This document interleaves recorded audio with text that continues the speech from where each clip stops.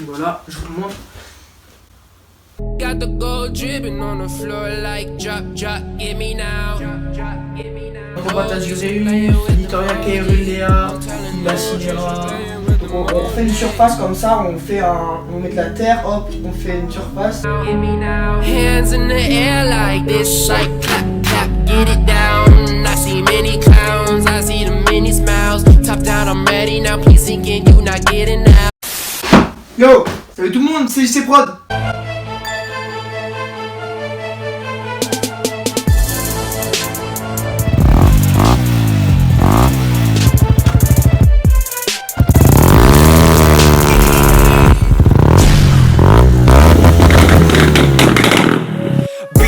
Town got me feeling stranded. Old friends gone, they don't understand. Yo! Alors salut tout le monde, c'est JC Prod. Aujourd'hui, quand on se retrouve pour une nouvelle vidéo, intro assez particulière, ouais, je l'avoue. Bref, aujourd'hui, on n'est pas sur une moto, comme vous l'aurez remarqué. Qu'est-ce que c'est que tout ça? On va parler de ma deuxième passion, comme vous l'aurez vu au titre. Ma deuxième passion, qui est donc les reptiles, la terrarophilie. Qu'est-ce que c'est? Je vais vous expliquer tout ça en vidéo. Je trouvais ça important de faire une vidéo sur ma deuxième passion. Parce que il n'y a que ma première passion, la moto. Donc je voulais un peu me diversifier. Ce qui est important sur YouTube, c'est de faire ce qu'on aime. Donc voilà, je voulais vous en parler. Je trouvais ça important pour moi. Et j'espère que la vidéo vous plaira. Vous allez découvrir tout ça avec moi. C'est parti, on se retrouve à tout de suite. Alors, commençons par le commencement. Donc je suis passionné de terrariophilie, de reptiles. Ça s'appelle la terrariophilie. Donc qu'est-ce que c'est en fait? C'est le fait de maintenir en captivité. C'est très commun hein, comme passion. C'est juste que c'est pas assez reconnu encore. Mais il y a beaucoup de gens qui aiment ça, même quand vous allez dans les jardineries, animaleries ou la ferme tropicale, le magasin spécialisé à Paris, le plus grand shop de reptiles de France. Bah, c'est là à peu près que j'achète toutes mes espèces. Donc en fait, je maintiens des reptiles, donc j'adore ça. En fait, on crée leur environnement, on refait leur biotope, on remet les lampes, etc. par rapport à leurs besoins en fait. On les élève en captivité, on voit comment ils se nourrissent, comment ils agissent. Donc tout ce qui est reptile, donc ça va être serpent, tortue, lézard, iguane, caméléon, enfin ça fait partie des lézards. Il y a beaucoup d'espèces de reptiles. Donc après il y a des amphibiens, ça c'est pas des reptiles mais ça fait partie de la terrariophilie. Donc là j'ai un terrarium avec des amphibiens, je vous expliquerai tout cela après. Donc amphibiens, batraciens, tout ça, ça va être plus salamandre, triton, crapaud, grenouille.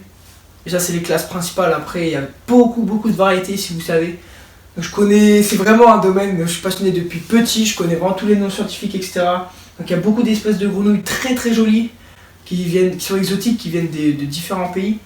Donc il y a la Galichnis caladrias qui est très connue, là je mets une photo ici, elle est souvent sur les livres d'SVT ou quoi. J'en ai déjà eu une, mais je l'avais revendue. Donc c'est assez dur à élever les petites grenouilles comme ça, faut bien s'y connaître, il y a des maintenances spéciales à réaliser pour bien s'en occuper, je vous expliquerai de ça. Après, il y a Dendrobat Azurus, Littoria Caerulea, Ila Cinera, il y a plein d'espèces de grenouilles comme ça.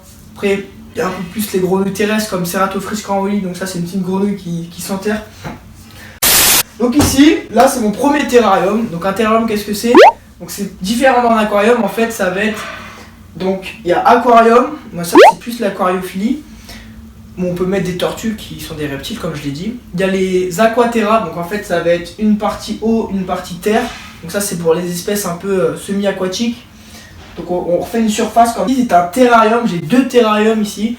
Donc ici c'est un terrarium de 1 mètre de long, 60 de largeur et 50 de hauteur. Donc c'est une très bonne taille. Il est assez grand comme vous l'aurez vu, assez imposant, tout en verre. Donc là vous vous demandez qu'est-ce qu'il y a là-dedans, je vais vous montrer tout ça juste après. Et juste ici, là, j'ai un terrarium Exoterra, une très bonne marque, 45 cm3, avec des amphibiens, donc 4 grenouilles, 3 Dendrobat leucomelas comme ceci, je vais vous montrer après, et une Dendrobat azurus. A savoir que ce sont des grenouilles très dures à élever, qui demandent beaucoup de maintenance, beaucoup d'humidité, beaucoup de conditions, des lampes spéciales, etc. Donc c'est pas réservé à tout le monde. J'ai eu pas mal d'expérience avant, pas mal de reptiles et amphibiens avant de me procurer ça, et surtout c'est très cher. Sachez qu'une grenouille bleue, juste la bleue comme je vous ai montré, ça coûte 100 € unité. Et que c'est des grenouilles qui vivent pas solitaires. En fait, il faut qu'elles soient en groupe, sinon elles meurent. Car c'est des grenouilles qui ont beaucoup de stress. Et donc, elles peuvent mourir de stress carrément.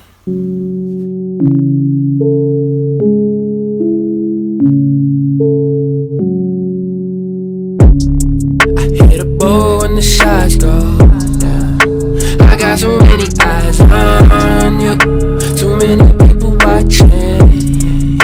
They don't know how we go. A-okay, no way. I be on blaze, got the high in the base. I be on the case, I got my play, my crew on the way. Boy, about the feeling you play.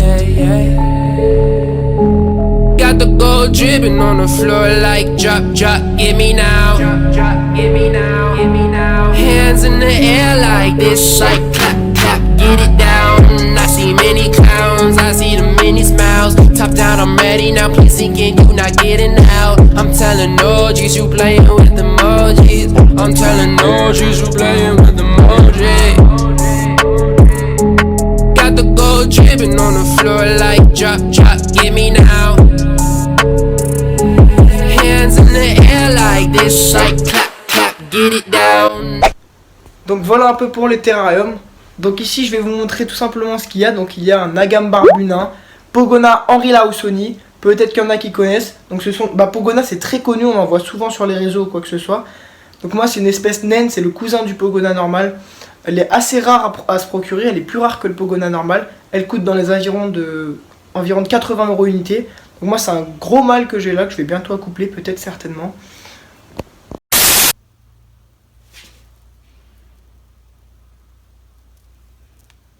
Voilà. Donc, terme avis coulissant. Donc je vais vous expliquer un peu. Alors ce que j'ai fait, c'est que j'ai fait un terrarium 100% naturel avec des branches, etc. que je suis allé acheter et pas ramasser en forêt car ça peut être source de bactéries. J'ai mis ici une petite grotte. Donc une grotte où il va souvent dormir le soir, un petit bassin au point froid. Il mange et se nourrit principalement de végétaux. Donc ici nous avons une gamelle de végétaux. Enfin pas principalement mais beaucoup, 50% à peu près de végétaux, carottes, mâches, etc. Donc il y a plusieurs cachettes. C'est une espèce assez arboricole les gars, comme vous l'aurez remarqué. Ça court partout, c'est très actif. Et donc faut intérêt avec un minimum d'auteur. Et ça aime bien grimper sur les branchements pour s'exposer au soleil en fait. Aux lampes, donc là j'ai deux lampes, une lampe UVB et une lampe chauffante, donc je vais vous expliquer ça. Donc en fait à gauche il faut un point froid, ce qu'on appelle un point froid, c'est un point où il fait dans les alentours de 20 degrés, 25 degrés, donc ça va être l'endroit froid. Quand il a trop chaud il ira là. Et à droite, en fait il faut séparer le terrain en deux tout simplement. À droite c'est le point chaud, donc le point chaud c'est là où il doit faire très chaud, la température idéale. Donc au point chaud il fait 45 degrés sous cette lampe. J'ai une sonde qui me permet de vérifier mes températures tous les jours. Donc 45 degrés à ce point là, c'est très important pour lui. Donc quand il aura trop froid, il ira au point chaud, quand il aura trop chaud, au point froid. Ou alors il se mettra au milieu, ici sur la branche. Voilà, donc moi c'est un très beau mâle adulte presque. Donc il a presque atteint sa taille adulte.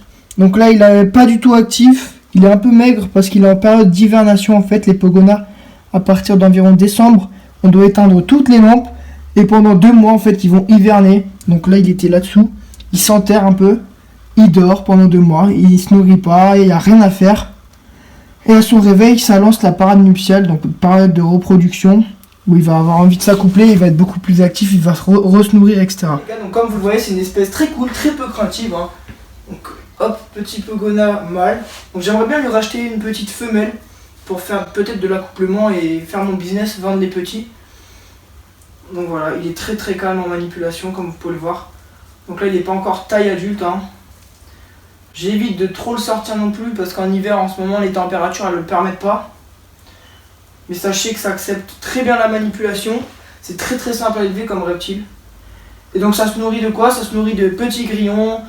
On peut lui donner différents insectes en fait qu'on achète en animalerie fait exprès. Donc il y a des vers, il y a des grillons, il y a des sauterelles, des criquets, etc. Et voilà, je vous le montre. Très très calme. Donc sa queue est assez longue.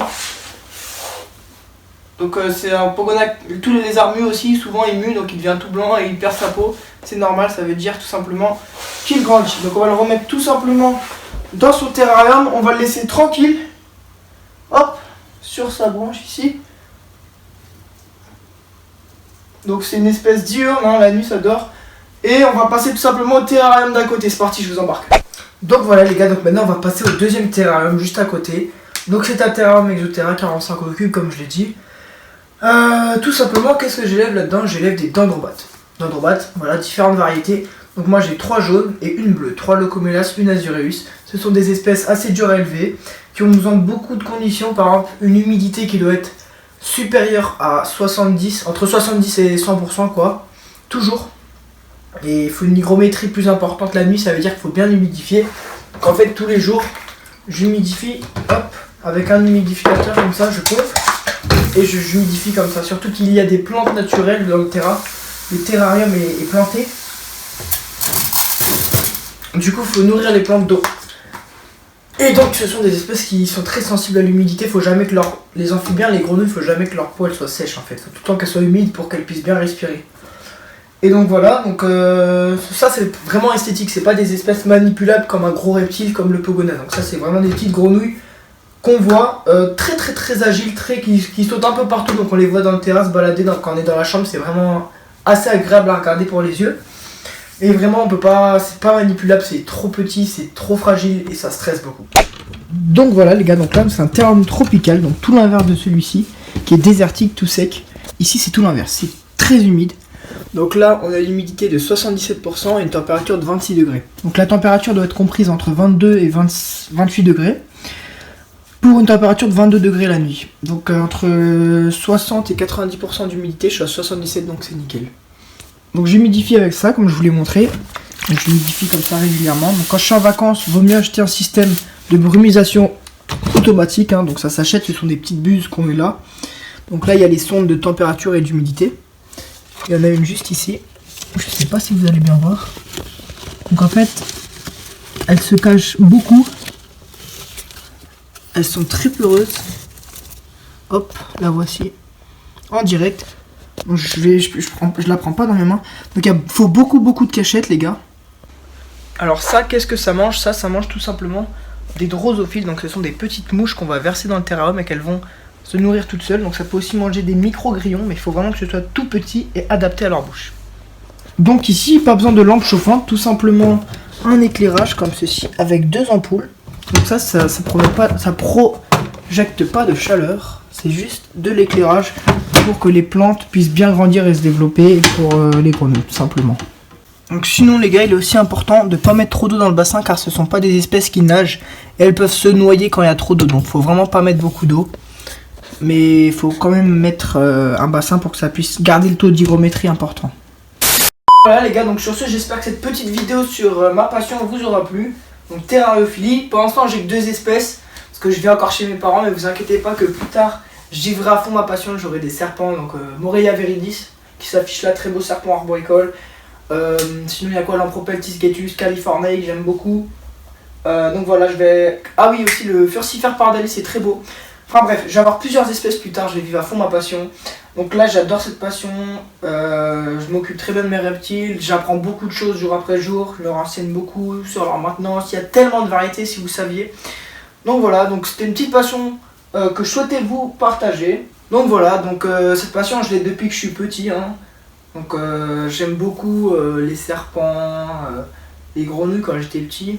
Mais après je me suis renseigné, j'ai appris qu'on pouvait en avoir, mais des espèces très exotiques qui viennent du Costa Rica, de forêts tropicales, etc. Elles sont venimeuses d'ailleurs ces grenouilles là, en captivité. Donc j'aime beaucoup depuis que je suis petit les serpents, manipulés, les lézards, tout ça, voilà. Et je me suis renseigné, j'ai découvert ce monde, voilà, je suis passionné maintenant. Donc voilà. Donc j'espère que cette vidéo vous aura plu les gars. Si vous avez des questions, posez-les-moi en commentaire. Si vous voulez d'autres vidéos sur ce sujet, il n'y a pas de souci. Là je propose un format, c'est comme vous voulez. C'est une petite ouverture si vous voulez des vidéos nourrissage ou quoi que ce soit. Mais si vous avez des questions aussi sur mes reptiles, la maintenance, quoi que ce soit, venez en privé ou venez directement en commentaire en dessous de la chaîne. Abonnez-vous si ce n'est pas encore fait, bienvenue au nouveau et on se dit à la prochaine pour une prochaine vidéo les gars. Peace.